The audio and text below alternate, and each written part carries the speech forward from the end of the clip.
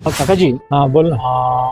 योगेश पाचपोर आपल्या याच्यामधनं उभा आहे आणि तो तुमचा विद्यार्थी होता. हो. नटखट विद्यार्थी म्हणून तुम्ही त्याला त्या काळामध्ये म्हणा. मी म्हणजे 3ऱ्या-4थ्या वर्गापासून आमच्याकडे शिकलेला आहे आणि तेव्हापासून मी त्याला बघितलेलं आहे. तर 10व्या-12व्या वर्गापर्यंत तो आमच्या इथे होता. नंतर शिकवायला सुद्धा लागला आणि उपजतच त्याच्यात म्हणजे एका प्रकारचे नेतृत्व गुण आहेत, मी असं म्हणणारच. कारण जेव्हा तो वागायचा, त्याच्या शिकण्याची त्याची म्हणजे एक इच्छा, गरीब घरातून आलेला होता. जसं की आम्ही, जसं मी आता 77 वर्षाचा झालो आहे, मी धडाडीनं कार्य करू शकतो काय? नाही.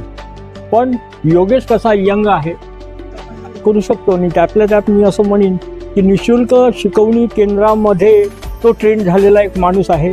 कार्य करण्याची पद्धत अगदी शांतता, म्हणजे शांत, स्वतःला शांत राखून कार्य करणे, त्याला निष्पन्न करणे, त्यामध्ये यश मिळवणे, हे त्याच्याकडे म्हणजे एक गुण आहे. म्हणजे बाळाचे पाय पाळण्यात दिसतात असं म्हणतात, पण तुम्ही ते शिकवणी केंद्रामध्ये पहिल्या वर्गापासूनच त्या बाळाला बघितलेलं आहे. म्हणजे रांगताना पाहिलं, धावताना पाहिलं, नाटकामध्ये काय, डान्समध्ये काय, म्हणजे प्रत्येक कार्य, जरी जे आम्हाला साफसफाई करायची आहे त्यामध्ये पुढे राहायचा. म्हणजे प्रत्येक गोष्टी तो पुढे ही शिक्षणाची गोष्ट आहे, पण शिक्षणापासून त्याला नगराचा पूर्ण विकास करायचा आहे, त्याच्यामध्ये तो अव्वल राहील का? ऑफकोर्स राहणारच. मला विश्वास आहे, माझा प्रत्येक विद्यार्थ्यावर माझा विश्वास आहे आणि त्याच्यावर तर आहेच आहे. असं नाही की नाही म्हणून, त्याच्यावर विश्वास आहेच. तो करेलच.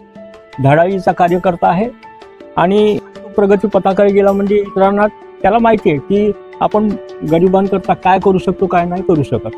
आणि इथे काय, हे गरिबांची वस्ती आहे, त्यांनी करायलाच पाहिजे. आणि नाही केलं तर आमच्यासारखे आहेत ना, त्याचे सर, त्याचे टीचर, की त्याला नाही रे, तुला करायचं आहे. स्वच्छता करण्याचा कार्यक्रम असो किंवा दुसरा काही कार्यक्रम असेल, तो पुढे राहायचा. धडाडी पाळण्यात दिसतात असं होतं त्यावेळेस पाय, बिलकुल अगदी सत्य बोललास तू, की बाळाचे पाय पाळण्यात दिसतात, ते आम्ही पाहिलेलं आहे. आणि त्यातल्या त्यात म्हणजे काय की करत होता. काकाजी, ही शाळेची गोष्ट झाली, पण आज त्याला महानगरपालिकेमध्ये जर निवडून जायचं आहे, तो तिथे टिकेल का? अशा टिकेल म्हणजे तो पुढं जाईल, मी खात्रीनं सांगतो. फक्त टिकेलच नाही, मी त्याला पाहिलेलं आहे. धडाडीचा कार्यकर्ता आहे, झटणारा माणूस आहे आणि यश त्याच्या हातात आहे. तो त्याला यश मिळणारच मिळणार, तो पुढं जाणार.